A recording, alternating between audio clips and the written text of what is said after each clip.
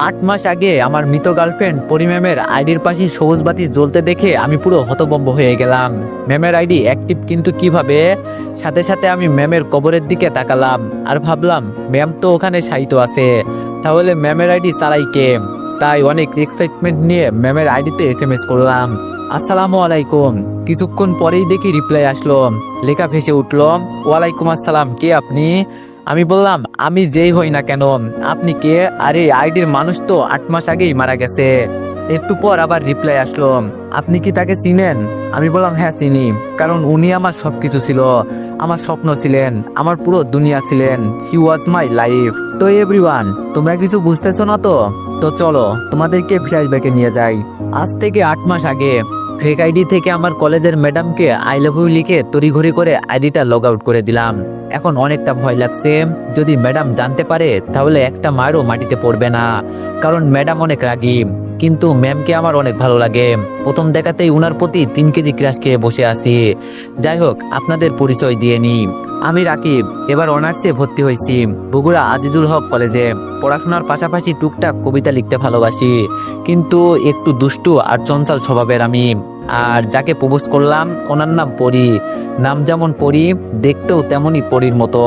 আমি মূলত কলেজে প্রতিদিন যাই ম্যামকেই দেখতে। পড়ার সময় ম্যামের কথা মনে পড়তে ফেক আইডি দিয়ে ম্যামকে ওই কথাগুলো বললাম। সামনে আমার মান্থলি এক্সাম, তাই একটু পড়তে হচ্ছে। পড়াশোনা শেষ করে ঘুমিয়ে পড়লাম। সকালে আম্মুর ডাকে ঘুম ভাঙলো। আম্মু বলল, এই রাকিব ওঠ বলছি, না হলে পানি এনে বিছানায় ঢেলে দিব। আমি বললাম, আম্মু দাঁড়াও না, আর একটু ঘুমাই, খুব সুন্দর স্বপ্ন দেখছি। আম্মু বলল, দাঁড়া, তোর স্বপ্ন আমি বের করছি, এক্সাম দিতে যাবি কখন?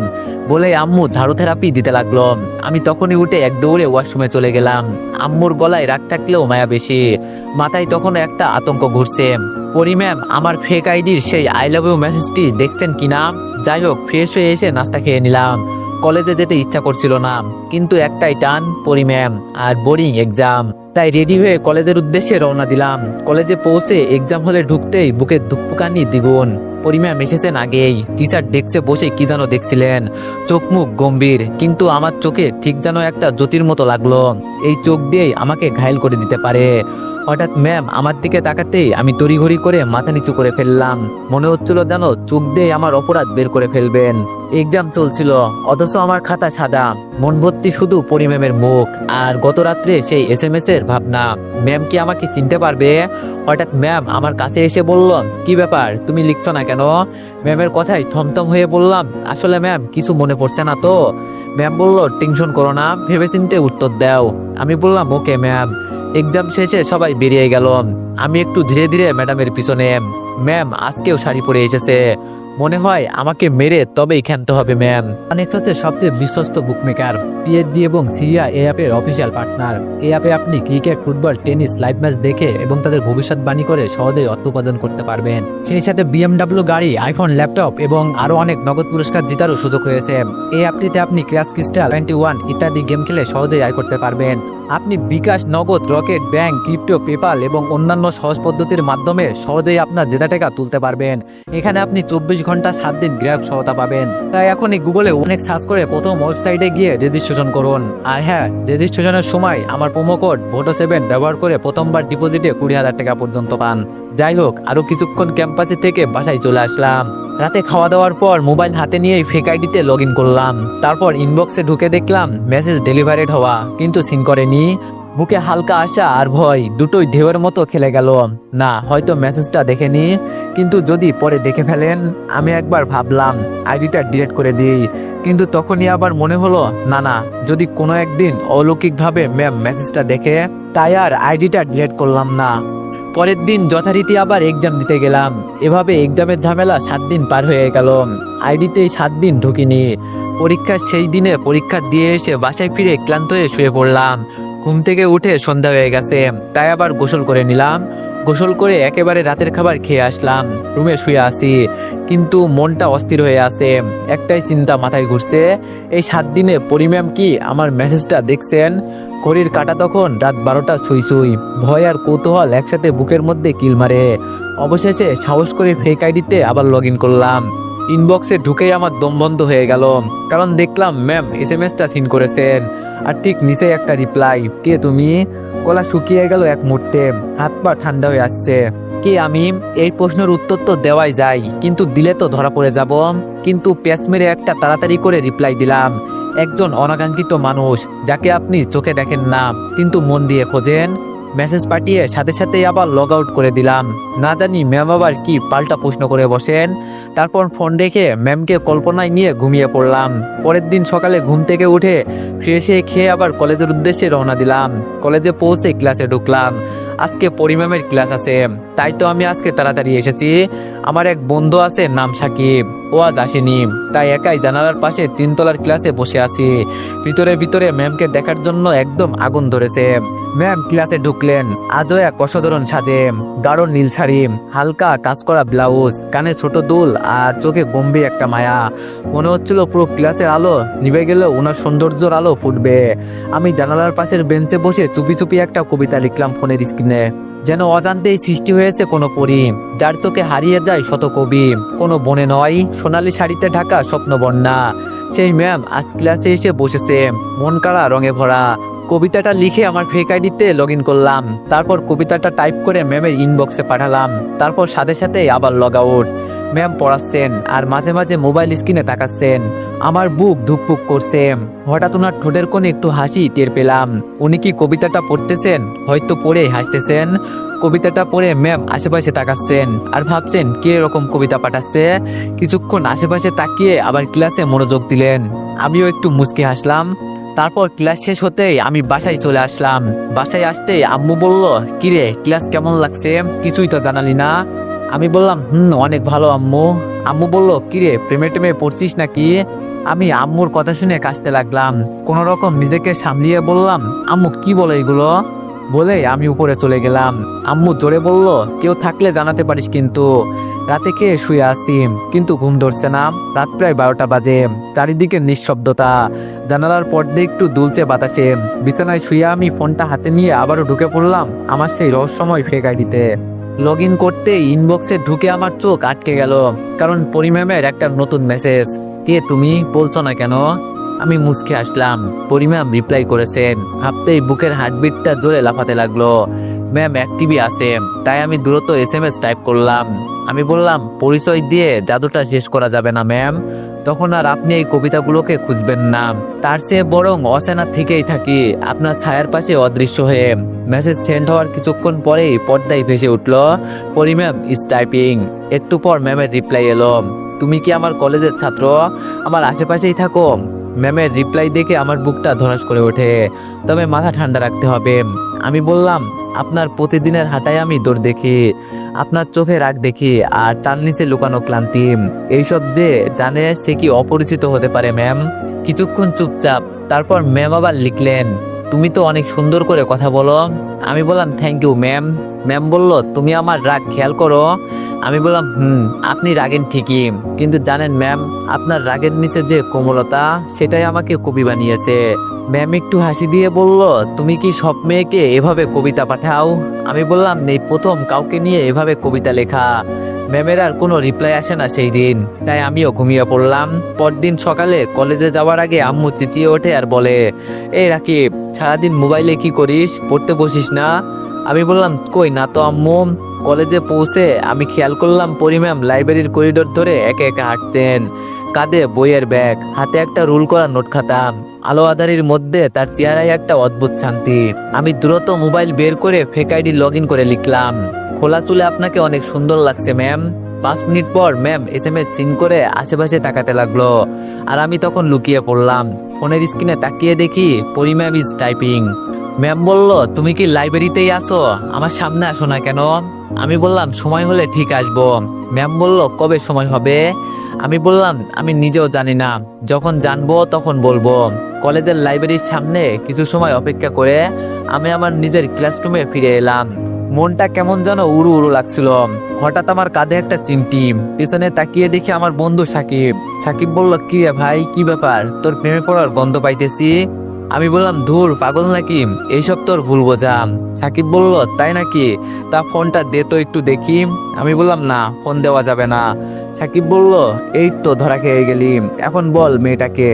আমি বললাম, প্রমিস কর কাউকে বলবি না। সাকিব বলল, ওকে প্রমিস। আমি বললাম, পরি ম্যাম।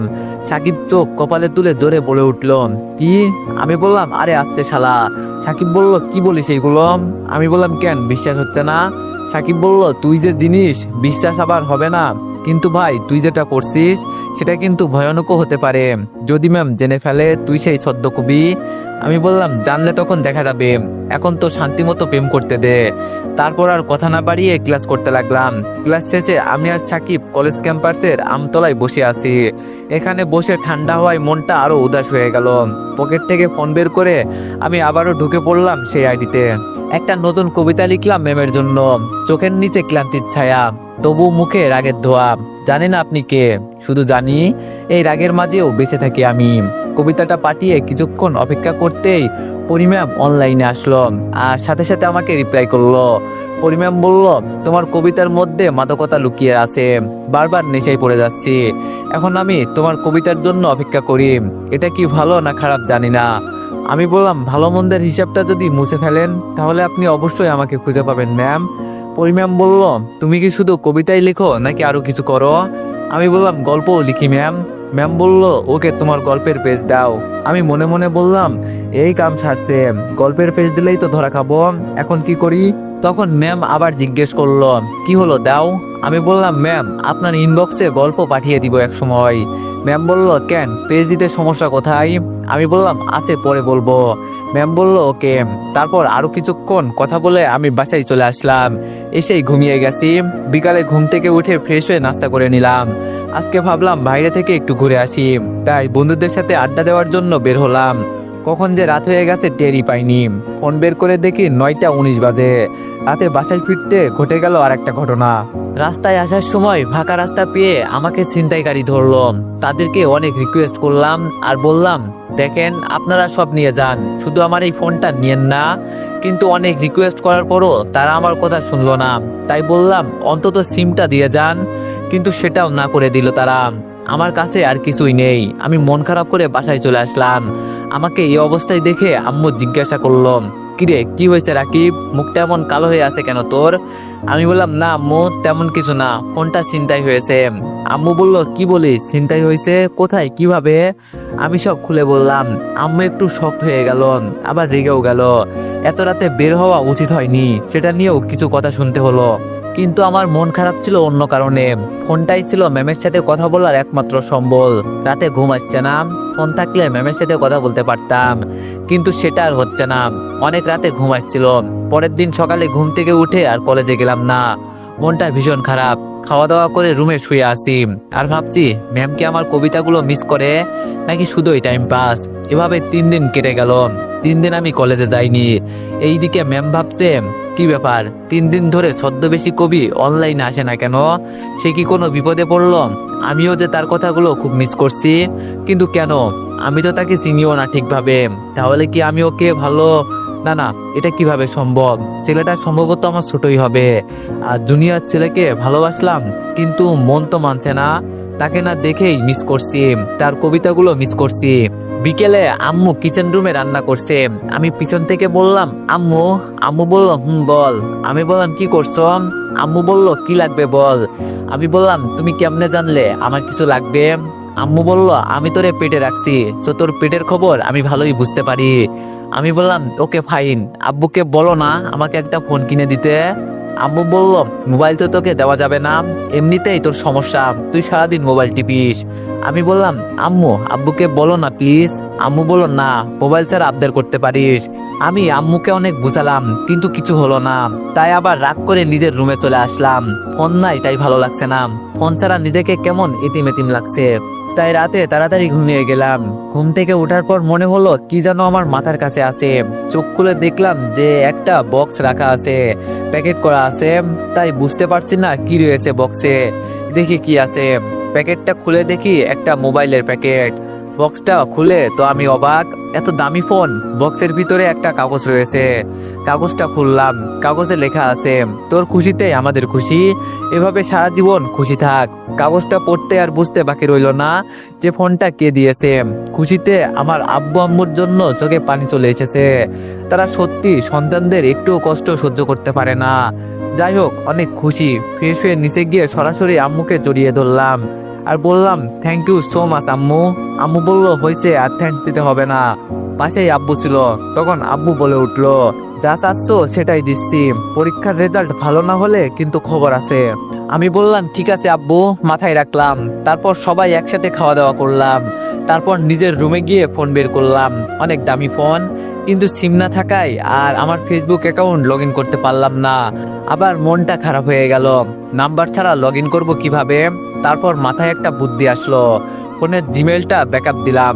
তারপর সেই জিমেল দিয়ে লগ ইন করলাম এবং নাম্বার আর পাসওয়ার্ড চেঞ্জ করলাম। যাই হোক, ইনবক্সে ঢুকে আমি রীতিমতো অবাক হয়ে গেলাম। পরিম্যাম 99+ SMS করে রেখেছে। SMS গুলো ছিল এরকম, এই ছেলে, কি হয়েছে তোমার, অনলাইনে আসো না কেন, আমাকে কবিতা কি শোনাবে, যখন চলেই যাবে তাহলে কেন এসেছিলে, তোমার কবিতাগুলো অনেক মিস করছি, সাথে আরো স্যাড ইমোজি। আমি এগুলো দেখে টাস্কি খেয়ে গেলাম। এ তো দেখি মেঘনা চাইতেই বৃষ্টি। তাই আমি ম্যামকে SMS দিলাম, হ্যালো ম্যাম। ম্যাম কিছুক্ষণ পরেই রিপ্লাই দিল, এই ছেলে, তোমার সমস্যা কি। আমি বললাম, কই, কোনো সমস্যা নেই তো ম্যাম। ম্যাম বলল, তাহলে অনলাইনে আসনি কেন 3 দিন। আমি বললাম, আসলে ম্যাম। ম্যাম বলল, তুমি জানো তোমার কবিতা শোনার জন্য কত ছটফট করেছি। আমি বললাম, সরি ম্যাম। ম্যাম বলল, কিসের সরি, কোনো ক্ষমা নেই। আমি বুঝলাম ম্যাম রাগ আর অভিমান করে আছে। তাই ম্যামের রাগ আর অভিমান ভাঙানোর জন্য একটা রোমান্টিক কবিতা পাঠালাম।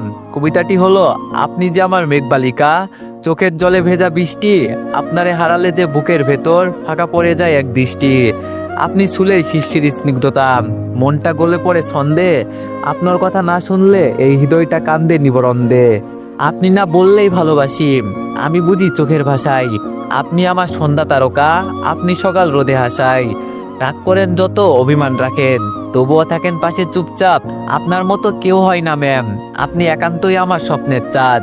কবিতাটা পাঠানোর পর আমি ফোনের স্ক্রিনের দিকে তাকিয়ে অপেক্ষা করতে লাগলাম। মিনিট খানেকের মধ্যেই রিপ্লাই এলো, তুমি আসলে একটা পাগল। এই কবিতাটা পড়ে আমার চোখে পানি চলে এলো। তোমার কবিতার নেশায় আমি ডুবে যাই। তুমি জানো না, তুমি না থাকলে আমি ঠিক কতটা একা হয়ে পড়ি। আমি চুপ করে গেলাম। মনে হচ্ছিল ফোনের ওপাশ থেকে যদি একবার শুধু স্পষ্ট করে বলতে পারতাম, ম্যাম, আমি সবসময় আপনার পাশে আছি। ভাবনা চিরচ্ছেদ ঘটিয়ে আমি আবার রিপ্লাই দিলাম, ম্যাম, আপনার কি রাগটা একটু কমলো। ম্যাম বলল, রাগ কমে গেছে কবিতার মাঝেই, কিন্তু তুমি আর কখনো এমন করে হঠাৎ হারিয়ে যেও না প্লিজ। আমি বললাম, প্রমিস ম্যাম, আর হারাবো না, আর কাঁদাবো না। ম্যাম একটা লাল হার্ট ইমোজি পাঠিয়ে দিলেন। তারপর বললেন, আচ্ছা, বললে না তো কেন উধাও হয়েছিলে। আমি বললাম, আসলে ম্যাম, ফোনটা ছিনতাই হয়ে গিয়েছিল। অনেক রিকোয়েস্ট করছিলাম ফোনটা না নেওয়ার জন্য, কিন্তু তবুও তারা সবকিছু ছিনিয়ে নিয়ে গেল। ম্যাম বলল, তাহলে কথা বলছে কিভাবে। আমি বললাম, নতুন ফোন আব্বু কিনে দিয়েছে। ম্যাম বলল, ও আচ্ছা। কিছুক্ষণ চুপ থেকে ম্যাম আবার বলল, আচ্ছা, তোমার নামটা কি, আমি তো কিছুই জানি না, এই কাম সারছে। এখন যদি নাম বলি তাহলে বুঝে যাবে আমি এইসব করছি, এখন কি বলি আমি। ম্যাম আবার লিখলেন, কি হলো, বলো তোমার নাম কি। আমি বললাম, ম্যাম, আমি এভাবে নাম বলতে চাই না। ম্যাম বলল, মানে। আমি বললাম, মানে যেই দিন আপনার সামনে আসবো আমি চাই সেই দিন আপনি আমার সবকিছু জানতে পারবেন। ম্যাম বলল, বাহ, ব্যাপারটা কিন্তু অনেক ইন্টারেস্টেড, অনেক কিছু লুকিয়ে আছে তোমার মধ্যে, অনেক রহস্য। আমি বললাম, আমি চাই সেই রহস্য আপনি নিজেই উদ্ঘাটন করেন। ম্যাম বলল, আচ্ছা ঠিক আছে, আমি তোমার রহস্য খুঁজে বের করব অবশ্যই, কিন্তু। আমি বললাম, কিন্তু কি। ম্যাম বলল, কিন্তু এখন তোমাকে আমি কি নামে ডাকবো। এই লাইনটা যেন আমাকে একটু ভাবিয়ে তুললো। এখন আমাকে কি নামে ডাকতে পারে। ম্যাম আবার লিখলেন, কি হলো, বলো তোমাকে কি নামে ডাকবো। আমি চোখ বন্ধ করে কিছুক্ষণ ভাবলাম, তারপর টাইপ করতে শুরু করলাম। আমি বললাম, ম্যাম, আমি চাই আপনি আমার কবিতার ছন্দে আমাকে খুঁজুন, যার প্রতিটা শব্দে আপনি আছেন, সেই তো আমি। একটু থেমে আবার টাইপ করলাম, ম্যাম, আমাকে আপাতত পিচ্চি স্বপ্নচারী নামে ডাকতে পারেন। ম্যাম বলল, পিচ্চি স্বপ্নচারী, সেটা আবার কেমন নাম। আমি বললাম, এই নাম দিলাম কারণ যে আপনার স্বপ্নে হাঁটে আর বাস্তবে আপনাকে খুঁজে বেড়াই, নিঃশব্দে সেই তো স্বপ্নচারী। আর আমি আপনার থেকে ছোট, তো পিচ্চি স্বপ্নচারী। ম্যাম এসএমএসটা দেখে একটু মুচকে হাসির ইমোজি দিলেন। আমার হৃদয় স্পন্দন যেন একটু বেড়ে গেল। ফোনের স্ক্রিনের দিকে এক দৃষ্টিতে তাকিয়ে রইলাম। তারপর আবার ম্যামের রিপ্লাই এলো, তুমি সত্যিই পাগল আর অন্যরকম রোমান্টিক। আমি তোমাতে যে আসক্ত হয়ে যাচ্ছি পিচ্চি স্বপ্নচারী। আমি বললাম, মন যা চাই তাই করতে দিন ম্যাম। ম্যাম বলল, তবে মনে রেখো, আমি কিন্তু একদিন ঠিকই তোমাকে খুঁজে বের করব, তখন কিন্তু মুখ লুকিয়ে পালাতে পারবে না। আমি মুচকি হেসে বললাম, ঠিক আছে ম্যাম, আপনি যদি খুঁজে পান আমি ধরা দেব। এমন মুহূর্তে মনে হচ্ছিল জানো, এই জীবনে আমি কিছু একটা ঠিক করেছি। এই মানুষটা যাকে সবাই ভয় পায়, তিনি ক্লাসে সবার সামনে রাগী কণ্ঠে কথা বলেন, তিনি এতটা নরম, এতটা মায়াবী হতে পারে সেটা কল্পনাও করিনি। কিছুক্ষণ পর ম্যাম আবার বলে উঠল, আচ্ছা আজকে তো অনেক কথা বললাম, আমাকে একটা কবিতা শোনাও, আমি শুনে শুয়ে পড়ি। কাল ক্লাস আছে, তোমার ক্লাস নেই? আমি বললাম, আছে ম্যাম, আপনার ক্লাস করার জন্য হলেও যাব। ম্যাম বলল, তাই নাকি? আমি বললাম, জি ম্যাম। ম্যাম বলল, ওকে, এখন একটা কবিতা শোনাও আমার জন্য। আমি বললাম, ওকে ম্যাম, এটা শুধু আপনার জন্য। বলেই আমি টাইপিং করলাম। রাতের আকাশে চাঁদের আলো, তবুও চোখে ভাসে এক মুঠো আলো। যিনি রাগে ঝড় তোলেন ক্লাসরুমে, আসলে তিনি হৃদয়ের গভীরে বাকরূপে। আপনি আছেন বলেই তো স্বপ্ন দেখি, ঘুম ভাঙলেও থেকে যায় আপনার রেখি। চোখের সামনে নয়, তবুও মন জোড়ে আপনি। নিঃশব্দে ভালোবাসি, নামহীন সেই স্বাক্ষর আমি। আপনি আছেন বলেই রাতটা রঙিন হয়, স্বপ্নের ভেতরেও আপনার মুখ খুঁজে রয়। আমি তো শুধু একজন পিচ্চি স্বপ্নচারী, আপনার হাসিতে বাধ্য আমার হৃদয় যাত্রী। আপনি যখন বলেন তোমায় খুঁজে নিব, তখনই মনে হয় এই জীবনটা স্বপ্নেও বেশি কেব। আপনার একটুখানি যত্নে মন ভরে যায়, আপনি আছেন বলেই তো প্রেমের কবিতা হয়। কবিতাটা শোনার পর ম্যাম কয়েকটা হাত পাঠিয়ে দিল। তারপর বলল, কিভাবে এত সুন্দর কবিতা লেখো? আমি মোবাইল হাতে বসে আছি, বারবার পড়ছি ম্যামের মেসেজটা। চোখে মুখে এক ধরনের লজ্জা আর গর্ব মিশে যাচ্ছে। আমি বললাম, আপনাকে তো দেখেই লিখি ম্যাম। অনেক্স হচ্ছে সবচেয়ে বিশ্বস্ত বুকমেকার, পিএইচডি এবং সিরিয়া এই অ্যাপের অফিসিয়াল পার্টনার। এই অ্যাপে আপনি cricket, football, tennis live match দেখে এবং তাদের ভবিষ্যৎবাণী করে সহজেই অর্থ উপার্জন করতে পারবেন। সেই সাথে বিএমডব্লিউ গাড়ি, আইফোন, ল্যাপটপ এবং আরো অনেক নগদ পুরস্কার জেতারও সুযোগ রয়েছে। এই অ্যাপটিতে আপনি ক্র্যাশ ক্রিস্টাল 21 ইত্যাদি গেম খেলে সহজেই আয় করতে পারবেন। আপনি বিকাশ, নগদ, রকেট, ব্যাংক, ক্রিপ্টো, পেপাল এবং অন্যান্য সহজ পদ্ধতির মাধ্যমে সহজেই আপনার জেতা টাকা তুলতে পারবেন। এখানে আপনি 24 ঘন্টা 7 দিন গ্রাহক সহায়তা পাবেন। তাই এখনই গুগলে অনেক সার্চ করে প্রথম ওয়েবসাইটে গিয়ে রেজিস্ট্রেশন করুন।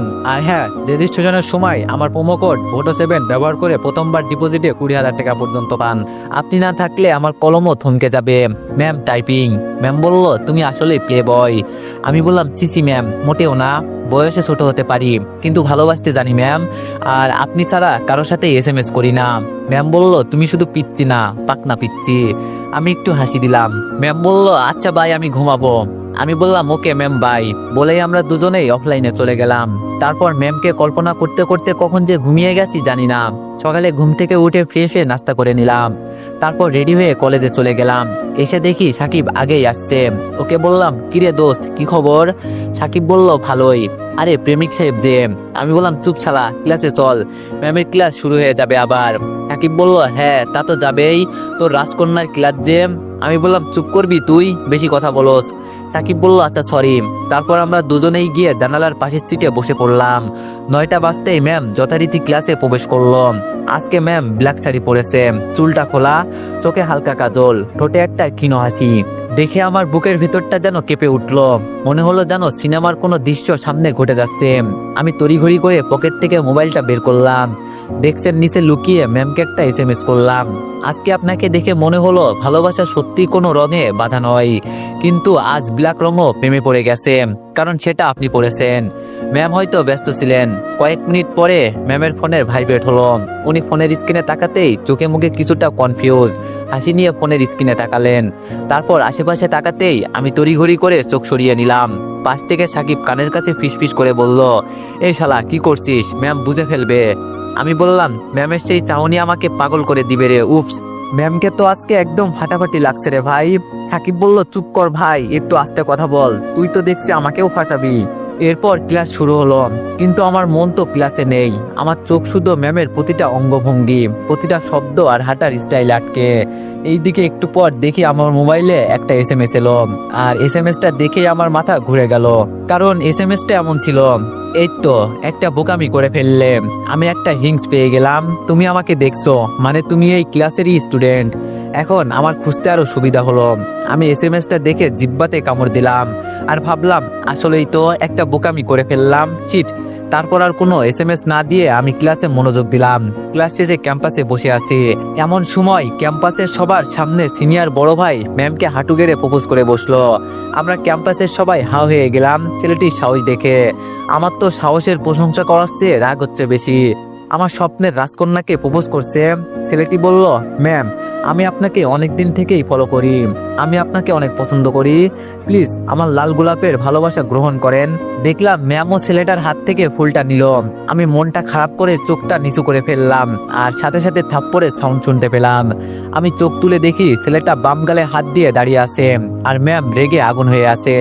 ম্যাম সাথে সাথে বলল, অসভ্য বেয়াদব কোথাকার, ম্যামকে রেসপেক্ট দিতে জানো না, কাকে কি বলতে হয় সেটাও জানো না, তোমাকে কলেজে অ্যাডমিশন দিয়েছে কে? ছেলেটি বাম গালে হাত দিয়ে মাথা নিচু করে বলল, সরি ম্যাম। ম্যাম বলল, ফার্দার যদি এইসব করতে দেখি সোজা কলেজ থেকে রেস্ট্রিক্টেড করে দিব। বলেই ম্যাম চলে যেতে লাগলো। সাকিব আমার কাঁধে হাত দিতেই আমি চমকে উঠলাম। তখন সাকিব বলল, দোস্ত দেখলি তো কেমন অবস্থা, তোরও পরিণতি আমি এরকম দেখতে পারছি, তাই সুযোগ থাকতে কেটে পড়, ম্যামের স্বপ্ন দেখা বন্ধ কর। আমি বললাম, শালা তুই আমার বন্ধু নাকি শত্রু বলতো? ওই আমাকে একটু হেল্প করবি তা না, উল্টো আমাকে ভয় দেখাচ্ছিস। সাকিব বলল, বন্ধু বলেই তোর ভালো চাই তাই সাবধান করছি। আমি বললাম, হয়েছে এখন বাসায় চল। সাকিব বলল, বলেই আমরাও যে যার বাসার দিকে রওনা দিলাম। গেটের সামনে আসতেই গেটে দেখতে পেলাম টুলেট বোর্ড ঝোলানো। কি ব্যাপার, আব্বু কি বাসা ভাড়া দিবে নাকি? তাড়াতাড়ি করে কলিং বেল চাপতেই আম্মু ভিতর থেকে দরজা খুলে দিল। আম্মু বলল, ভিতরে গিয়ে ফ্রেশ হয়ে নে, আমি খাবার দিচ্ছি। আমি বললাম, আম্মু বাইরে টুলেট বোর্ড লাগাইছো কেন, বাসা কি ভাড়া দিবে নাকি? আম্মু বলল, আমি বললাম, কেন?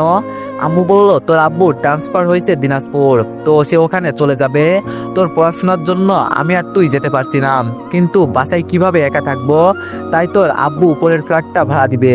আসলে টাকার জন্য ভাড়া দিতাছি না, বাসায় মানুষ থাকলে ভালো লাগবে, সিকিউরিটির একটা ব্যাপার আছে। আমি বললাম, ঠিক আছে, তোমরা যা মনে করো। বলেই আমি উপরে চলে গেলাম। উপরে গিয়ে ফ্রেশ হয়ে নিলাম, তারপর খাওয়া দাওয়া করে রুমে শুয়ে আসি। হঠাৎ একটা এসএমএসটা অবশ্য ম্যামেরই। ম্যাম বলল, হাই পিচ্ছি স্বপ্নচারী। আমি বললাম, হ্যালো ম্যাম। ম্যাম বলল, বাসায় গেছো? আমি বললাম, আপনাকে রাখলে যে এত সুন্দর আর বেশি মায়াবী লাগে তা আগে কখনো খেয়াল করিনি ম্যাম। ম্যাম বলল, আমার আবার রাগী লোক কোথায় দেখলে? আমি বললাম, শুধু আমি কেন, ক্যাম্পাসের সবাই দেখছে। ম্যাম বলল, ও ওই ছেলের কথা বলছো? আমি বললাম, ম্যাম বলল, বেয়াদব একটা ছেলে, মাথাটাই গরম করে দিয়েছিল। আমি বললাম, ম্যাম একটা কথা বলবো? ম্যাম বলল, তোমার কথা শোনার জন্যই তো অনলাইনে আসি। আমি বললাম, সাহস করে বললাম, কিন্তু। ম্যাম বলল, আরে বলো, সমস্যা নেই। আমি বললাম, আমিও যদি কখনো এমন করি আপনি কি আমাকে এভাবে অপমান করবেন? ম্যামের রিপ্লাই আসতে একটু দেরি হচ্ছিল। আমার বুকের ভেতরটাই যেন টিপ টিপ শব্দ করছে। এই প্রশ্নটা করে বসেছি কেন? এখন যদি উনি রেগে যান, অপমান মনে করেন, হয়তো ব্লকও করে দিতে পারেন। কিছুক্ষণ পর রিপ্লাই এলো, আমি তোমাকে চিনি না এখনো, কিন্তু একটা ব্যাপার বুঝতে পারছি, তুমি ওই রকম না, তুমি কখনো আমার সম্মান ভাঙতে পারবে না, আর তুমি করলে সেটা হবে ভিন্ন, বুঝলে, অন্যরকম। তার মানে বুঝতে পারলাম আমার জন্য একটু হলেও ফিলিংস আছে তার মনে। অনেক খুশি হলাম আমি। লুঙ্গি ডান্স দিতে ইচ্ছে করছে, কিন্তু নিজেকে কোনো রকম সামলিয়ে নিলাম। তারপর ম্যাম নিজেই বলল, আচ্ছা একটা কথা বলি। আমি বললাম, জি অবশ্যই ম্যাম, বলেন। ম্যাম বলল, আমরা কি কিছুক্ষণ ফোনে কথা বলতে পারি? তোমার পিক বা পরিচয় না দাও, কিন্তু ভয়েসটা তো শুনতে পারি, অনেক শুনতে ইচ্ছে করছে, প্লিজ। আমার বন্ধুরা বলেছিল ফোন করলে আমার ভয়েসটা নাকি অন্যরকম শোনায়, তাই আমিও কেন জানি না করতে পারলাম না, কারণ আমিও ম্যামের ভয়েসটা শুনতে ইচ্ছুক। তাই বললাম, আচ্ছা ঠিক আছে। ম্যাম বলল, নাম্বার দাও। আমি বললাম, নেন। ম্যাম 1 মিনিট পরেই ফোন দিল। আমি রিসিভ করতেই ম্যাম বলল, হ্যালো, আসসালামু আলাইকুম। কণ্ঠ শুনে আমি আবারও এক দফা ক্রাশ খেয়ে গেলাম। কণ্ঠ শুনে মনে হচ্ছে আমি পরীর রাজ্যে আছি, যে আমার সামনে গান গাচ্ছে। আমার চুপ করে থাকা দেখে সে আবার বলল, হ্যালো, আসসালামু আলাইকুম। আমি বললাম, জি ওয়ালাইকুম আসসালাম। ম্যাম বলল, কি ব্যাপার পিচ্ছি স্বপ্নচারী, তোতলাছো কেন? কণ্ঠ শুনে ক্রাশ খাইছো নাকি? আমি বললাম, এই রে যা, ম্যাডাম কেমনে জানলো? সত্যিই তো খাইছি। তারপর ম্যাম আবার বলল, কি হলো, কথা বলো না কেন? আমি বললাম, না এমনি। যাই হোক, আপনার কণ্ঠটা অনেক সুন্দর ম্যাম। ম্যাম বলল, কেন পিচ্ছি, ভালো লাগছে বুঝি? আমি বললাম, জি। ম্যাম বলল, যাক তবুও ভালো লাগলো, আর তোমার ভয়েসটাও কিউট আছে। আমি বললাম থ্যাংক ইউ ম্যাম। তারপর আরো কিছুক্ষণ ম্যামের সাথে কথা বলে রেখে দিলাম। তারপর কখন যে ঘুমিয়ে পড়েছিলাম মনে নেই। ঘুম থেকে উঠে দেখি সন্ধ্যা হয়ে গেছে, তাই ফ্রেশ হয়ে একটু ছাদে গেলাম। সন্ধ্যায় লাইটের আলো সারা শহরকে জেগে রেখেছে, দেখতেই মনটা ভালো হয়ে গেল। অনেকক্ষণ ছাদে থাকার পর রুমে গেলাম। রাতে পড়াশোনা করে আর অনলাইনে যাইনি, তাড়াতাড়ি ঘুমিয়ে পড়েছিলাম। ফজরের আজান দিচ্ছে এমন সময় ফোনে মেসেজ আসলো। দেখি ম্যামের মেসেজ। ম্যাম বলল, ওই পিচ্চি, ঘুম থেকে উঠে নামাজ আদায় করো। আমি অবাক হয়ে কিছুক্ষণ তাকিয়ে থাকলাম। আজকাল ম্যাম আমার প্রতি একটু বেশি কেয়ারিং, মনে হচ্ছে পছন্দ করে। যাই হোক, আমি খুশি হয়ে ভোরে ঘুম থেকে উঠে অজু করে এসে নামাজ আদায় করলাম। তারপর ঘুমানোর চেষ্টা করলাম, কিন্তু ঘুম কিছুতেই আসলো না। তাই বাইরে হাঁটাহাঁটি করতে গেলাম। বাসায় এসে দেখি আম্মু নাস্তা রেডি করছে। আম্মু আমাকে দেখে তো অবাক, যেই ছেলেকে 9টার আগে ডেকে ঘুম থেকে তোলা যায় না, সে আজ ভোর 6টায় উঠছে। আম্মু কাছে এসে মাথায় হাত দিয়ে বলল, কিরে, জ্বর হয়নি তোর? আমি বললাম, আম্মু কি বলছে এগুলো? আম্মু বলল, যেই ছেলেকে 9টার আগে ডেকেও ঘুম থেকে তোলা যায় না, সে ভোর 6টায় কিভাবে উঠলো? আমি বললাম, তুমি বুঝবে না বলে আমার রুমে চলে গেলাম। এসে গোসল করে একেবারে কলেজের জন্য রেডি হলাম। তখন আম্মু আবার রুমে আসলো। আমি আম্মুকে দেখে বললাম, আম্মু কিছু বলবা? আম্মু বলল, আমি বললাম, বলো কি বলবা? আম্মু বলল, আজকে কলেজে যাস না। আমি বললাম, কেন আম্মু? আম্মু বলল, কালকে তোর নানুর মৃত্যুবার্ষিকী, আমি আর তোর আব্বু যেতে পারবো না কাজের চাপে। তুই যদি যাস খুব ভালো হতো, তোর মামা তোকে যেতে বলেছে। আজকে গিয়ে কাল মিলাদ করে কবর জিয়ারত করে চলে আসবি। আমি বললাম, কিন্তু আম্মু, আমার ক্লাস আছে। আম্মু বলল, 2 দিন না গেলে কিছুই হবে না। আমি অনেক ভেবে আম্মুকে খুশি রাখতে বলেই দিলাম, ঠিক আছে যাব। আম্মু বলল, লক্ষ্মী ছেলে আমার, বলেই আম্মু অনেক খুশি হয়ে চলে গেল। আজকে আর ম্যামকে দেখা হলো না। সকালে খাবার খেয়ে আব্বু আম্মুকে বলে ব্যাগ গুছিয়ে রওনা দিলাম। আমার নানুর বাসা কুষ্টিয়ায় ছোট্ট একটা গ্রামে। গ্রামের নাম শিমুলপুর। বগুড়া গিয়ে কুষ্টিয়ার বাসে উঠে পড়লাম। ম্যামের জন্য অনেক মন খারাপ লাগছে, 2 দিন দেখতে পারবো না। যাই হোক, কয়েক ঘন্টা পর কুষ্টিয়া বাস স্ট্যান্ডে নেমে পড়লাম। রাস্তাগুলো অনেক পরিবর্তন হয়ে গেছে। অনেকদিন আগে এসেছিলাম, কিছুই চিনতে পারছি না।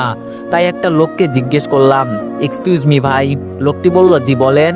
আমি বললাম, শিমুলপুর যাওয়ার রাস্তাটি একটু বলে দিবেন।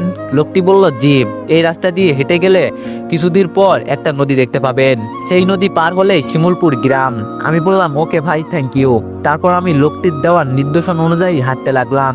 কিছুদিন পরে একটি নদী দেখতে পেলাম। নদীর ধারে এসে দাঁড়ালাম। বিকালের রোদ্রে আর নদীর পানি চিকচিক আলো শরীরকে আর মনকে এক অদ্ভুত শান্তি এনে দিল। নদীর ঘাটে এসে দেখি একটা ছোট নৌকা বাঁধা আছে। পাশে দাঁড়িয়ে আছে একজন মাঝবয়সী লোক। কাছে যেতেই উনি মুখ তুলে বললেন, শিমুলপুর যাবেন? আমি বললাম, হ্যাঁ চাচা যাব। লোকটি বলল, ওঠেন, ওপারে নামিয়ে দিব। নৌকায় উঠে বসলাম। পানির ঢেউয়ের শব্দে আর পাখিদের ডাক মিলেমিশে এক অপার্থিক পরিবেশ তৈরি করলো। নৌকা পার হয়ে যখন গ্রামের পথে হাঁটছি, তখনই চোখে পড়লো গ্রামের পরিস্থিতি, মাটির রাস্তা, বাচ্চার আর মাঠে ছাগল চড়াতে থাকা ছোট ছোট ছেলেমেয়েরা। শিমুলপুর এখনো আগের মতোই আছে, শান্ত, নিরিবিলি আর নিজের মতো করে গুছিয়ে থাকা একটা গ্রাম। নানুর বাড়ি গিয়ে দরজায় নক করতেই মামা দরজা খুলে দিলেন। মামা বলল, আরে শহরের রাজপুত্র রাকিব যে, আসো মামা, ভিতরে আসো। খবর না দিলে তো তোমাদের দেখাই মিলে না। আমি বললাম, না মামা, সেরকম কিছুই না, আসলে পড়াশোনা নিয়ে একটু ব্যস্ত। একটু পর আমার নানি বের হয়ে আসলো। এসে উনি আমাকে জড়িয়ে ধরে বলল, কেমন আছো নানু ভাই? আমি বললাম, আলহামদুলিল্লাহ ভালো, আপনি কেমন আছেন নানি? নানি বলল, আলহামদুলিল্লাহ ভালো। নানুকে বুঝি একবারও দেখতে ইচ্ছা করে না? আমি বললাম, ইচ্ছা অনেক করে নানু, ব্যস্ততায় আসা হয় না। তারপর এভাবে সবার সাথে কুশল বিনিময় করে রুমে ঢুকলাম। ভিতরে ঢুকে নানুর ছবি দেখে বুকটা হু করে উঠলো। এই মানুষটার হাত ধরে ছোটবেলায় মসজিদে গিয়েছি। ঘুমিয়ে পড়লে মাথায় হাত বুলিয়ে ঘুম পাড়িয়ে দিয়েছেন। কাল উনার জন্য মিলাদ আর দোয়ার আয়োজন। খাওয়া দাওয়া করে রাতে ছাদের উপরে উঠে চাঁদের আলোয় বসে আছি। বাতাসে ধান ক্ষেতের গন্ধ। গ্রামের নেটওয়ার্কের অনেক সমস্যা, তাই ম্যামের সাথে কথা বলতে পারছি না। মনটা অনেক খারাপ। হঠাৎ কারো আসার শব্দ শুনতে পেলাম, তাই তাড়াতাড়ি করে ফোনটা পকেটে রেখে দিলাম। পিছনে তাকিয়ে দেখি আমার মামাতো বোন মিম। আমাকে দেখেই বলল, কেমন আছোস ভাইয়া? আমি বললাম, ভালো আছি, তুই কেমন আছোস? মিম বলল, আমিও ভালো আছি। আমাকে চিনতে পারছো? আমি বললাম, চিনবো না কেন, তুমি মিম। মিম বলল, যাক, তবুও ভালো চিনছো। শহরে থেকে তো সাদা মুলার মতো হয়ে গেছো ভাইয়া। আমি বললাম, এই খবরদার। মিম একটু হাসি দিয়ে বলল, তুমি তো আমাদের ভুলেই গেছো। আমরা গ্রামে থাকি বলে আমাদের ভালো লাগে না বুঝি? আমি বললাম, এটা কি ধরনের কথা? এরকম বললে কিন্তু সত্যি আর আসবো না। মিম বলল, আচ্ছা সরি, নাও। আমি বললাম তা তুমি এখন কোন ক্লাসে? মিম বলল ইন্টার ফার্স্ট ইয়ারে ভাইয়া। তা আমাদের ভাবি কেমন আছে? আমি বললাম কে ভাবি? মিম বলল আরে তোমার জিএফ। আমি বললাম ভালোই আছে। মিম বলল তার সাথে কথা বলার জন্য ছাদে আসছো নাকি? আমি বললাম মিম বলল দেখি ভাবির পিক। আমি বললাম আমার কাছে নেই। মিম বলল মানে কি ভাইয়া, তোমার জিএফ আর তোমার কাছেই পিক নেই? কাহিনী কি বলো তো ভাইয়া? তারপর আমার আর ম্যামের ব্যাপারটা মিমকে সবটাই খুলে বললাম। সব শুনে মিম বলল ভাইয়া তো পুরোই সিনেমার মতো, কিন্তু ভাবিকে দেখার খুব ইচ্ছে ছিল। আমি বললাম বিয়ের পরে দেখো। মিম বলল ঠিক আছে, অপেক্ষায় থাকলাম। কিছুক্ষণ পর নানি নিচ থেকে ডাক দিল। তখন মিম বলল আসো দাদি ডাকতেছে, নিচে আসো। আমি বললাম বলেই আমি আর মিম নিচে চলে আসলাম। তারপর নানির রুমে আরো কিছুক্ষণ আড্ডা দিলাম। তারপর আমাকে থাকতে দেওয়া রুমে এসে ঘুমিয়ে পড়লাম। পরের দিন সকালে ঘুম থেকে উঠে ফ্রেশ হয়ে খাওয়া দাওয়া করে নিলাম। সকাল থেকে মিলাদের জন্য আয়োজনের জন্য সবাই কাজে লেগে পড়েছে, তাই আমিও সবার সাথে কাজে লেগে পড়লাম। দুপুরের মধ্যেই অন্যান্য খালাখালো আর ভাই বোনেরা চলে আসলো, তাদের সাথে কথাও হলো। বিকালে মিলাদের জন্য বাসায় মানুষ আসতে শুরু করলো। সন্ধ্যার মধ্যে মিলাদ আর কবর জিয়ারত ছেড়ে রাতে খাওয়া দাওয়ার আয়োজন করা হলো। খাওয়ার শেষে মানুষজন চলে গেল, আমরাও খেয়ে নিলাম সবাই। রাতে বাসার উদ্দেশ্যে বগুড়া রওনা দিতে চাইলাম, কিন্তু মামা নানি মামি কিছুতেই আর আসতে দিল না, তাই বাধ্য হয়ে আর এক রাত থাকতে হলো। রাতে সব খালারাও থেকে গেল, তাই নানি খালা সব ভাই বোন মিলে অনেক জমিয়ে আড্ডা মারা হলো। আমার আম্মু থাকলে আরো অনেক আড্ডা জমতো। কতদিন পর আমরা সব খালাতো মামাতো ভাই বোন একত্রে হয়েছি তা বলা মুশকিল। সবাইকে দেখতে পেয়ে আমার অনেক ভালো একটা সময় কাটলো, তাই সারা রাতি সবাই আড্ডা দিলাম। ভোর রাত্রে একটু ঘুমিয়েছিলাম, ঘুম ভাঙলো দুপুর 1টায়। উঠে তো আমি নিজেই অবাক, কখন এত ঘুমালাম আর মামা মামিও ডাক দেয়নি। ঘুম থেকে উঠে একেবারে গোসল করে খাওয়া দাওয়া সেরে নিলাম। বিকালের দিকে সবার থেকে বিদায় নিয়ে বগুড়ার উদ্দেশ্যে রওনা দিলাম। আসার সময় নানি আমাকে জড়িয়ে ধরে অনেক কেঁদেছেন। আমারও তখন মন খারাপ হয়েছিল। মিম আসার সময় ফিসফিস করে বলল ভাইয়া পরের বার তোমাদের ওখানে গেলে যেন ভাবিকে দেখতে পাই। আমি বললাম ইনশাল্লাহ। বলেই রওনা দিলাম। মামা নদী পার হয়ে এসে বাস পর্যন্ত এগিয়ে দিয়ে গেল। প্রায় 4 ঘন্টা জার্নি করে রাত 8টায় বগুড়া বাস স্ট্যান্ডে নামলাম। সেখান থেকে সিএনজি করে 9টার মধ্যে বাসার সামনে চলে আসলাম। ভাড়া মিটিয়ে দরজার কলিং বেল চাপতেই আম্মু দরজা খুলে দিল আর বলল কিরে কেমন আছিস? আমি বললাম ভালো আছি আম্মু, তবে অনেক টায়ার্ড। আম্মু বলল ঠিক আছে, ফ্রেশ হয়ে খেয়ে রেস্ট নে। আমি বললাম খাবো না আম্মু, ঘুমিয়ে যাব, কাল সারা রাত জেগেছিলাম, খালা নানি মামা মামি ঘুরতে দেয়নি। আম্মু বলল অনেক মজা করলি মনে হয়, তুই তো যেতেই চাইলি না। আমি বললাম মজা করছি, কিন্তু তোমাদের অনেক মিস করছি। আব্বু হঠাৎ পিছন থেকে বলে উঠল কেমন মিস করছো তা তো আমাদের জানাই আছে, একটা ফোনও করনি, আর আমরা করলে তবুও বন্ধ। আমি বললাম আসলে আব্বু গ্রামের নেটওয়ার্ক অনেক সমস্যা তাই, আর 2 দিন হলো ফোনে চার্জ শেষ হয়ে গেছে, এই জন্য ফোন বন্ধ হয়ে গেছে। আম্মু বলল ঠিক আছে তুই উপরে যা, ফ্রেশ হয়ে রেস্ট নে। তাই আমি উপরে গিয়ে ফোন বন্ধ অবস্থায় চার্জে দিয়ে ফ্রেশ হয়ে নিলাম। এসে অনেক ক্লান্ত লাগছে, তাই বিছানায় গায়ে নিয়ে দিতেই ওই অবস্থায় ঘুম চলে এসেছে। ঘুম থেকে উঠলাম সকাল 9টায়। আজকে শনিবার তাই কলেজ নেই। হাতে ব্রাশ নিয়ে চোখ ডলতে ডলতে ছাদে চলে গেলাম। ছাদে যা দেখলাম সেটা আমার বিশ্বাসযোগ্য ছিল না। চোখ আমার কপালে উঠলো, ঘুম এক নিমিষেই উড়ে গেল, কারণ ছাদে ছিল একমাত্র ক্রাশ পরি ম্যাম। ওনাকে এখানে দেখবো সেটা আমার কল্পনার বাইরে, তাও এই অবস্থায়। কারণ ম্যাম মাত্র গোসল করে কাপড় শুকাইতে ছাদে আসছে। ম্যাম একটা গোলাপি শাড়ি পরছে। ম্যামের শাড়ি এমন হয়ে আছে যে পিছন থেকে তার কোমর বোঝা যাচ্ছে। ওনার ফর্সা কোমর দেখে আমি আরেক দফা ক্রাশ খেলাম। আমি চুপচাপ দাঁড়িয়ে গেলাম, যেন শরীরটা এক নিমিষে স্থির হয়ে গেছে। হাতে ব্রাশ, মুখে টুথপেস্ট, আমার সেই দিকে কোনো খেয়াল নেই, শুধু তাকিয়ে আছি এক দৃষ্টিতে। পরি ম্যাম তখনও তার ভেজা চুলগুলো হাত দিয়ে পিছনে টানতেছে। রোদের ঝিলমিলে আলোতে তার গায়ের ফর্সা ত্বকটা যেন আরো উজ্জ্বল লাগছে। গোলাপি শাড়ির আঁচল বাতাসে হালকা উড়ছিল, আর সেই সাথে তার কোমরের নিচের দিকে ভেজা চুলগুলো থেকে যখন পানি গড়িয়ে পড়ছিল, তখন মনে হলো কোনো রূপকথার পরই নেমে এসেছে আমাদের এই ছাদের আকাশে। তার প্রতিটি ভেজা চুলের ফোঁটা যেন আমার হৃদয়ের তালে তালে পড়ে ধ্বনি তুলছিল। ধুকপুক ধুকপুক, বুকটা কেমন যেন কেঁপে উঠছে। কল্পনায় ম্যামের দিকে এগিয়ে গিয়ে বলতে ইচ্ছে করছে, ম্যাম আপনি জানেন না, আজকে এই সকালটা আমার জীবনে সবচেয়ে সুন্দর সকাল হয়ে গেছে, শুধুমাত্র আপনাকে দেখে। হাতের ব্রাশটা কখন যে পড়ে গেছে আমি খেয়ালই করিনি।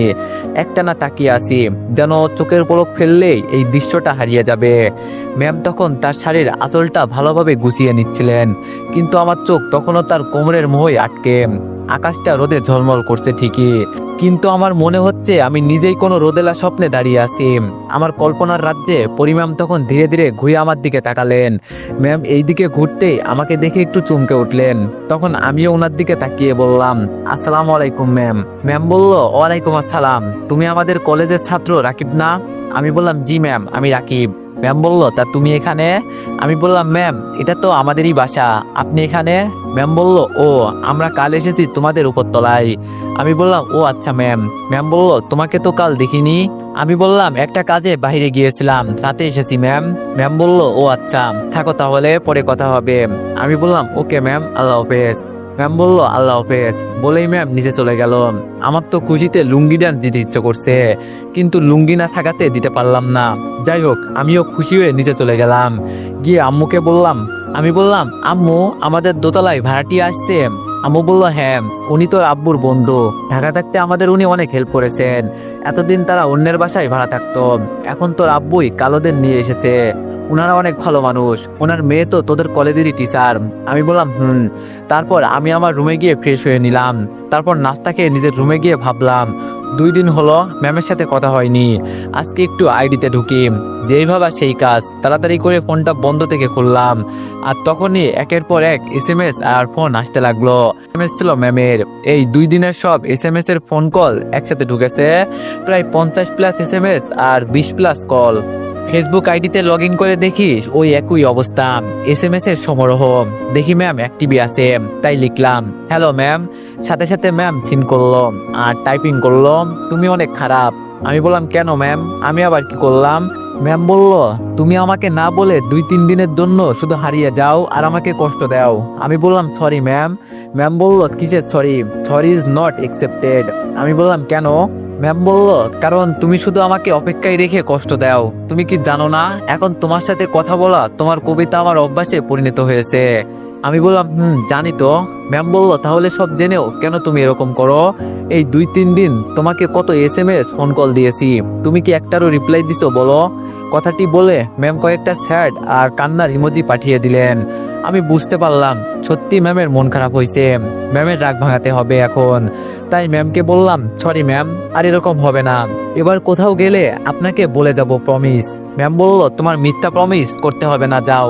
আমি বললাম, মিথ্যা না, সত্যি এবার থেকে বলবো। ম্যাম বলল, আমি তোমাকে বিশ্বাস করছি না, যাও। আমি বুঝলাম এখনো ম্যাম আমার উপর রাগ আর অভিমান করে বসে আছে।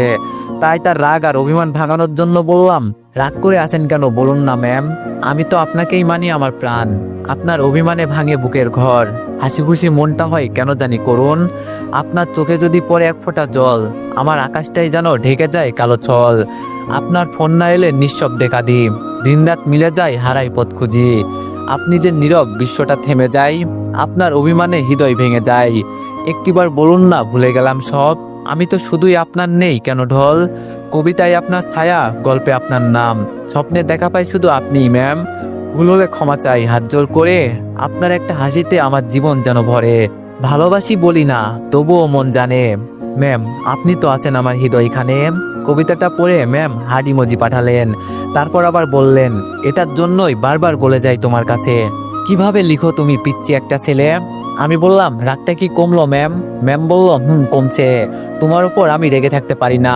আমি বললাম, থ্যাংক ইউ ম্যাম। এভাবে আরো কিছুক্ষণ কথা বলে ফোনটা রেখে দিলাম।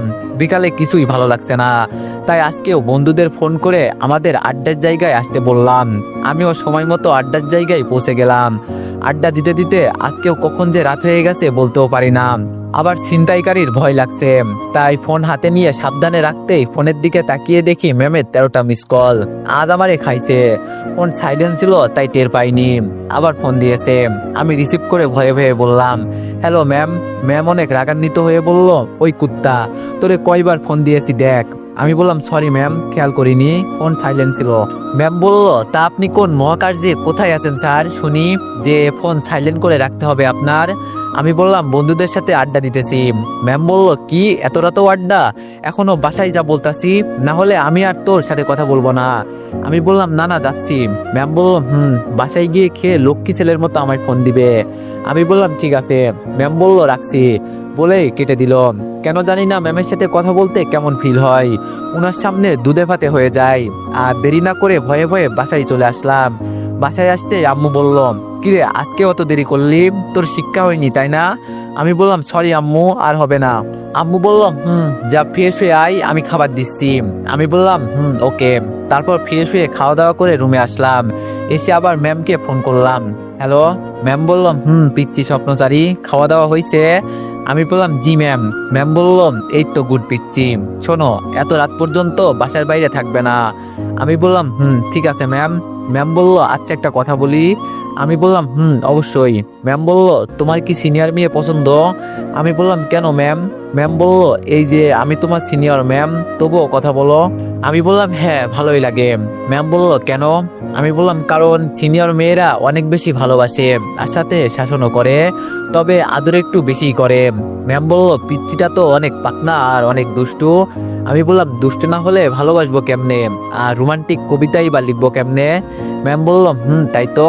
আমি বললাম, আচ্ছা ম্যাম রাখছি, কাল কথা হবে, আমার খুব ঘুম পাচ্ছে। ম্যাম বলল, আল্লাহ হাফেজ, লক্ষ্মী ছেলের মতো ঘুমিয়ে পড়ো। আমি বললাম, বলেই ফোন কেটে দিলাম। তারপর কিছুক্ষণ পরই ঘুমিয়ে পড়লাম। সকালে ঘুম থেকে উঠে ম্যামকে দেখার নেশায় আজকে আবারও ছাদে চলে গেলাম। ছাদে এসে দেখি আজকে ম্যাম আসেনি। মনটাই খারাপ হয়ে গেল, হয়তো আজকে লেট করে এসেছি। নিচে নামার উদ্দেশ্যে পিছনে ঘুরতেই আমি চমকে উঠলাম, কারণ ম্যাম ছাদে আসছে, তার মানে আমি আজকে আগে আসছি। ম্যামকে দেখে বললাম, আসসালামু আলাইকুম ম্যাম। ম্যাম বলল, ওয়ালাইকুম আসসালাম, এত সকালে তুমি এখানে? আমি মনে মনে বিড়বিড় করে বললাম, আপনাকে দেখার জন্যই তো এত সকালে উঠতে হলো। ম্যাম আমার বিড়বিড় শুনে বলল, কিছু বললে বিড়বিড় করে? আমি বললাম, না ম্যাম, আমি প্রতিদিন সকালে ঘুম থেকে উঠে ছাদে একটু হাঁটাহাঁটি করি, এতে শরীর মন দুটোই ভালো থাকে। ম্যামকে জ্যান্ত একটা মিথ্যা কথা বললাম, কারণ আমি সকালে উঠা তো দূরের কথা, 10টার আগে আম্মু ডাক না দিলে উঠতেই পারি না, আর ছাদে হাঁটা তো বিলাসিতা মাত্র। ম্যাম বলল, ও আচ্ছা গুড। ম্যাম আজকেও এত সকালে গোসল করেছে, কারণ আজকে তো ক্লাস আছে। ম্যাম আর কথা না বাড়িয়ে কাপড় শুকাতে দিতেছে, আর আমি হাঁটার নাম করে ম্যামকে আর চোখে দেখছি। আজকেও ম্যামকে এত সুন্দর লাগছে যা বলার বাইরে। ম্যামের প্রতিদিন এত ভিন্ন ভিন্ন রূপ দেখেই আমাকে হার্ট অ্যাটাক করাবে মনে হচ্ছে। একটু পর ম্যাম কাপড় শুকাতে দেয়, আর শেষ হলে আমাকে বলে, রাকিব একটু শোনো। আমি তৎক্ষণাৎ ম্যামের কাছে হাজির হয়ে বললাম, জি ম্যাম, কিছু বলবেন? ম্যাম বললাম, তোমার সাথে একটা পার্সোনাল কথা আছে। ম্যামের কথা শুনে আমি চমকে উঠলাম, আর মনে মনে ভাবলাম, কি ব্যাপার, ম্যাম কি আমাকে ধরে ফেলছেন নাকি? আমার সাথে ওনার কিসের পার্সোনাল কথা থাকতে পারে? আমি ভাবনার অবসান ঘটিয়ে ম্যাম আবার বলল, কি হলো, এত কি ভাবো তুমি? ভয় পেও না, ব্যাপারটা তুমি আর আমি ছাড়া কেউ জানবে না, তোমার আর আমার পার্সোনাল ব্যাপার। আমি মনে মনে ভাবছি, এবার তো আমি শিওর ম্যাম আমার ছদ্মবেশী আইডিটা ধরে ফেলেছে। আমি ভয়ে ভয়ে আমদামতা করে বললাম, কি পার্সোনাল কথা ম্যাম? ম্যাম বলল, আরে এখানে না, তুমি আজকে সন্ধ্যায় ছাদে এসো, তখন বলবো। আমি বললাম, আচ্ছা ঠিক আছে ম্যাম, বলেই আমি চলে যেতে লাগলাম। তখন পিছন থেকে ডেকে ম্যাম আবার বলল, আর শোনো। আমি আবার পিছন ঘুরে ভিতরে বললাম, জি। ম্যাম বলল, আজকে কলেজে যাবা না? ক্লাস আছে তো। আমি বললাম, যাবো ম্যাম।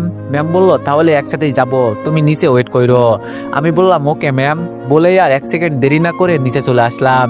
এসে ফ্রেশ হয়ে নাস্তা খেয়ে নিলাম।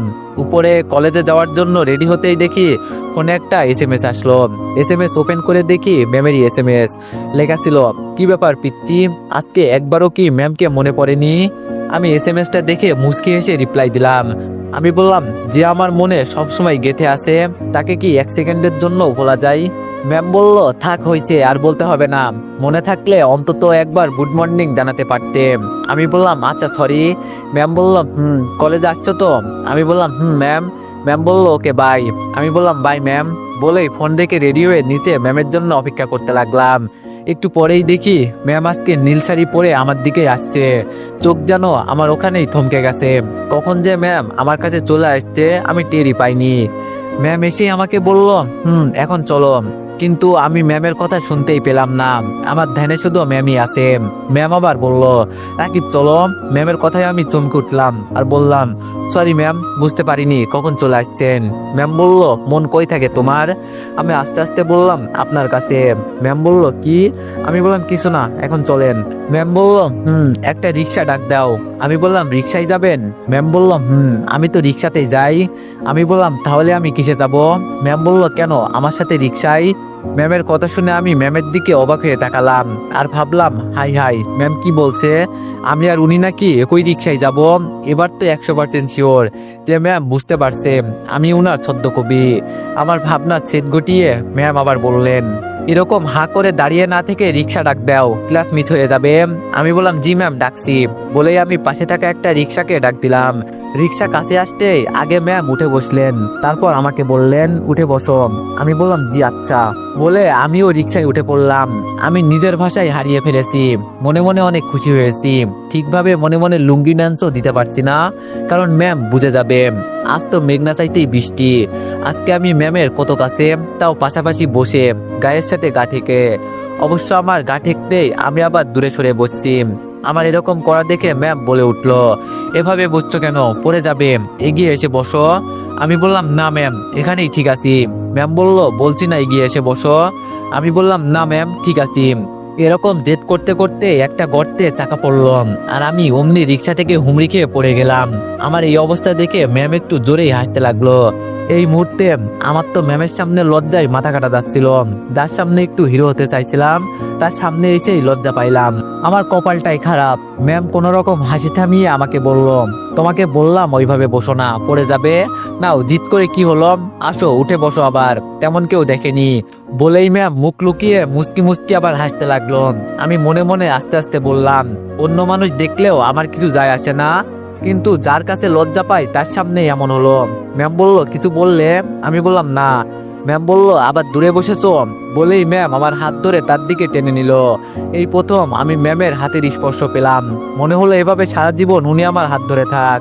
একটু পর কলেজে আসতে আমি গেটের সামনে নেমে গেলাম, আর ম্যাডাম রিক্সা নিয়েই ভিতরে প্রবেশ করলো। ক্যাম্পাসে গিয়ে দেখি সাকিব এসে বসে আছে। আমি গিয়ে বললাম, কি অবস্থা দোস্ত? সাকিব বলল, এই তো আলহামদুলিল্লাহ, তোর কি খবর? আমি বললাম, এই তো বিন্দাস। সাকিব বলল, খুব খুশি মনে হচ্ছে, ঘটনা কি মামা? তারপর সাকিবকে সব ঘটনা খুলে বললাম। সব শুনে সাকিব বলল, বলিস কি মামা, তোর তো কপাল খুলে গেছে।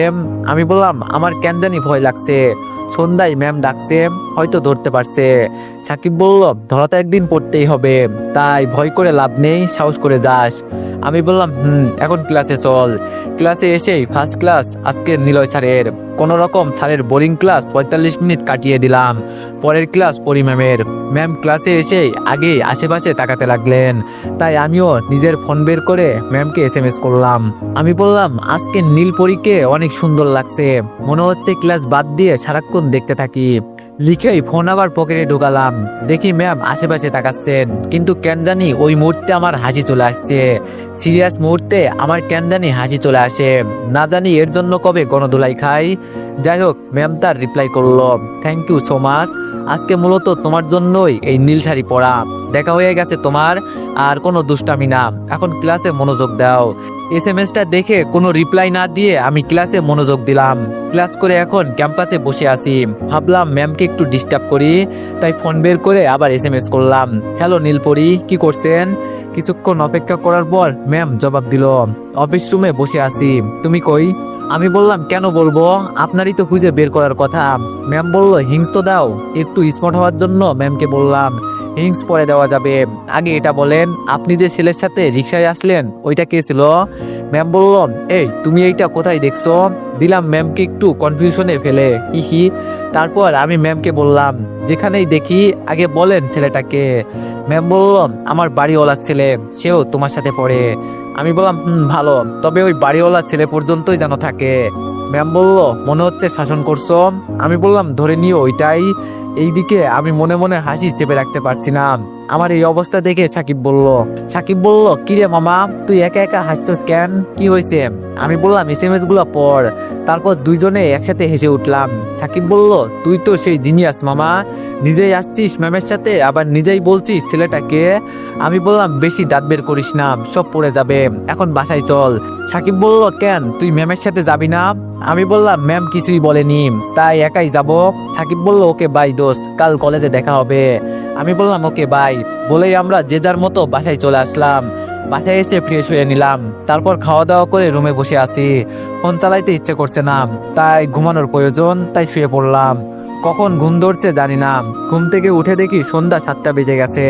তখনই মনে হলো ম্যাম তো দেখা করতে বলেছে, কি একটা পার্সোনাল কথা বলবে। তাই আর দেরি না করে ফ্রেশ হয়ে নিলাম, তারপর ফোন হাতে নিয়ে তাড়াতাড়ি করে ছাদে চলে আসলাম।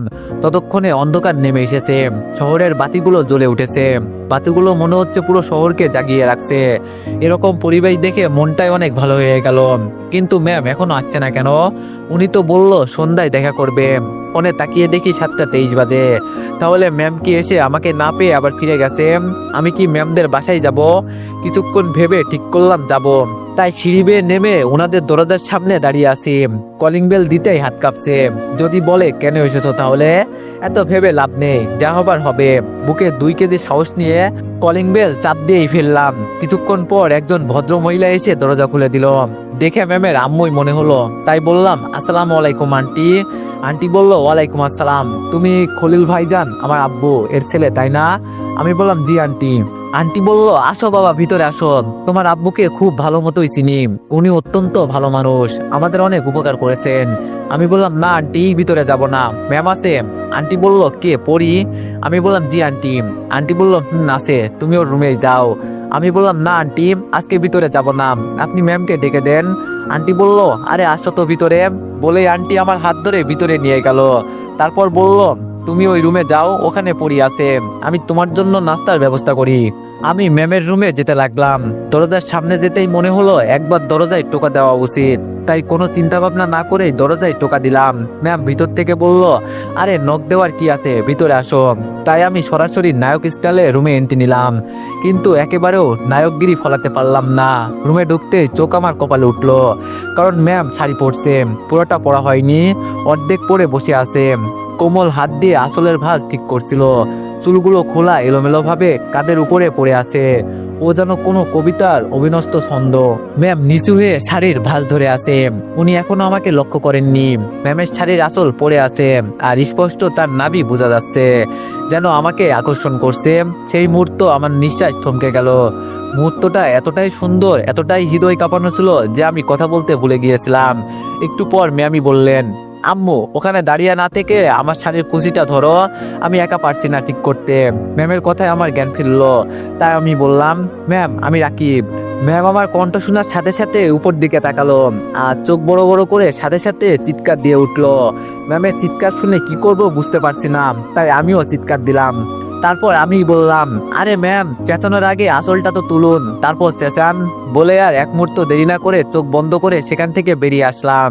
ম্যামের চিৎকার শুনে আন্টি কিচেন রুম থেকে দৌড়ে আসছে। আমাকে দেখে আন্টি বলল পরীর কি হয়েছে বাবা, ও চিৎকার দিল কেন? আমি কি বলবো এখন ভেবে পাচ্ছি না, তাই বললাম ম্যাম আরশোলা দেখে চিৎকার দিয়েছে। আন্টি বলল এই মেয়েকে নিয়ে আমি কি করি বাবা, ছোট্ট একটা আরশোলাকে এত ভয় পেলে চলে? আমি ভাবলাম কি নাকি। বলে আন্টি আবার কিচেন রুমে যেতে লাগলো। আমাকে বের হয়ে যেতে দেখে উনি আবার বলল তুমি চলে যাচ্ছ কেন বাবা, কিছু খেয়ে যাও। আমি বললাম না আন্টি আজ খাবো না, অন্যদিন এসে খাবো। মনে মনে বললাম যেই জিনিস দেখলাম এমনিতেই পেট ভরে গেছে। তারপর তাড়াতাড়ি করে আবার ছাদে চলে আসলাম। আমি এখনো মনে হয় সেই সময়টাতে আটকে আছি, আমার নেশাই কাটছে না। ভাবছি রুমে চলে যাব, তাই পিছন ঘুরতেই কারো আসার শব্দ শুনতে পেলাম, তাই আর গেলাম না। একটু পর দেখলাম ম্যাম আসলো, এসে আমাকে বলল এই ছেলে তোমাকে এরকম আমার রুমে ঢোকার পারমিশন কে দিয়েছে? আমি বললাম এমা আপনিই তো দিলেন, দরজা তো নক করছি। ম্যাম বলল আমি তো ভাবছি আমার আম্মু। আমি বললাম সেটা তো আমার দোষ না, আমি কেমনে জানবো আপনি আন্টিকে ভাবছেন? ম্যাম বলল আচ্ছা তুমি তো কিছু দেখোনি তাই না? আমি এখন কি করে বলবো, অনেক কিছুই দেখেছি। ম্যাম আবার বলল কি হলো চুপ করে আছো কেন? আমি বললাম কিছুই দেখিনি। ম্যাম বলল সত্যি? আমি বললাম সত্যি। ম্যাম বলল তুমি আমাকে খুঁজতে বাসায় গেছো কেন? আমি বললাম বারে আপনিই তো বলছিলেন সকালে সন্ধ্যায় কি যেন এক পার্সোনাল কথা বলবেন, সেজন্যই তো ছাদে যেন উপস্থিত থাকি। আমি এসে দেখি আপনি নেই, তাই ভাবলাম আপনি হয়তো এসে চলে গেছেন, তাই গিয়েছিলাম। ম্যাম বলল বুঝলাম। আমি বললাম তো কি পার্সোনাল কথা বলবেন? ম্যাম বলল হ্যাঁ তোমাকে যেটার জন্য ডেকেছিলাম সেটা হলো। তো এভরিওয়ান নেক্সট পার্টের জন্য সবাই একটু বেশি বেশি লাইক আর কমেন্ট করে দিয়েন। ধন্যবাদ।